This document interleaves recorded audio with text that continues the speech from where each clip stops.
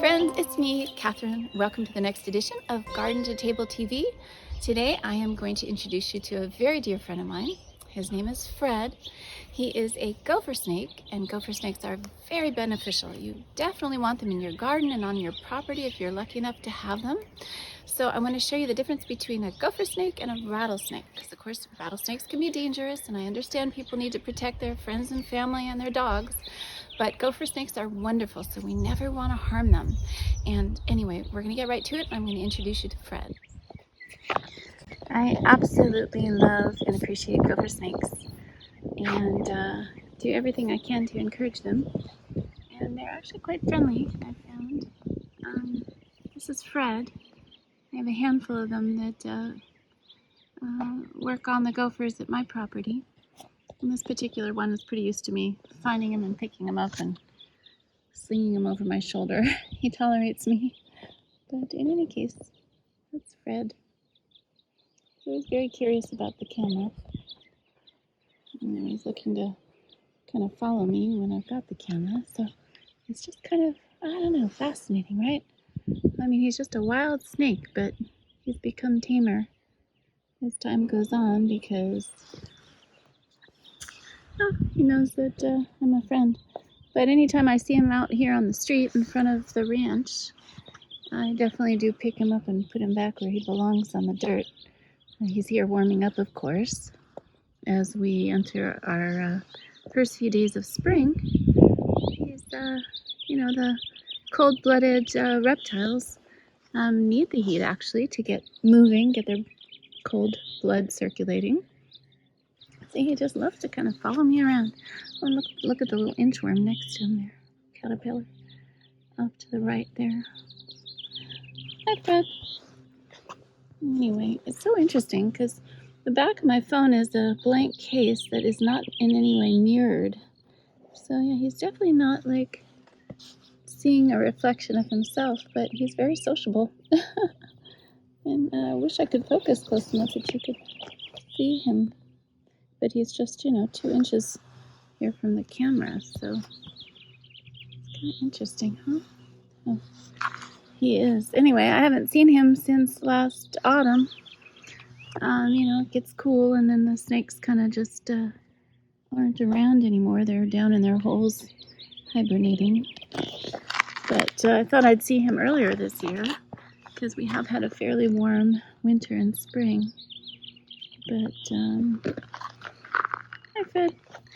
Fred, you're chasing me across the whole road here.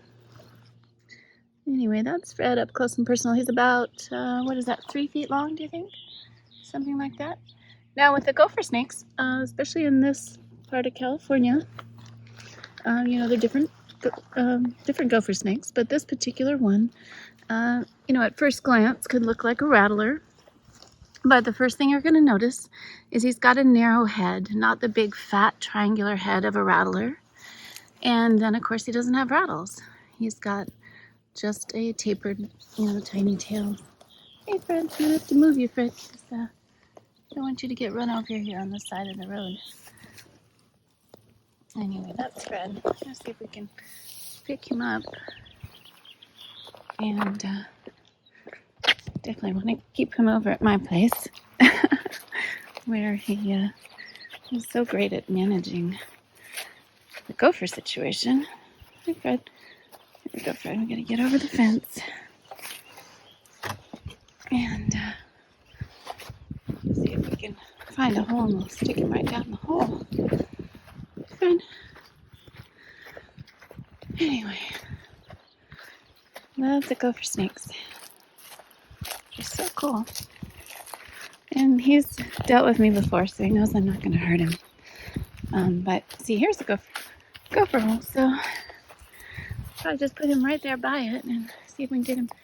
And it's a fairly active one. You see that's an open hole, and there's an active one next to it. So he's going to go right down there and find Mr. Gopher, if Mr. Gopher hasn't plugged it up too far. And that's, of course, nature's way of taking care of business. Oh, Yeah, I guess the gophers plugged that one up. They tend to do that. They'll open up their holes and then kind of block off the entrance. So you got to find one that is not yet blocked off. And they tend to block off different chambers, of course, to protect themselves from snakes like Fred here. But he's just not getting that far down. Of course, normally he just does his own thing. I don't exactly cart him around all the time like this, but just thought it'd be kind of interesting to show you how they work. This one too, that's an old hole, so that's blocked off, but you can see there are just so many gopher holes here. Here's kind of an active gopher field, but again, they've plugged up their entrances just so that the snakes don't go down. I don't know where we're going to put you, Fred. Looks like they're closing up shop here. Let's see if we can get them down there. Oh, yeah. That's better. All right, Fred, go do your thing. I feel for the gophers. I really do. I want everybody to live happily ever after, but they do tend to take out some of my favorite fruit trees, especially figs. They love figs. All right, go do your job, Fred. We'll see you later.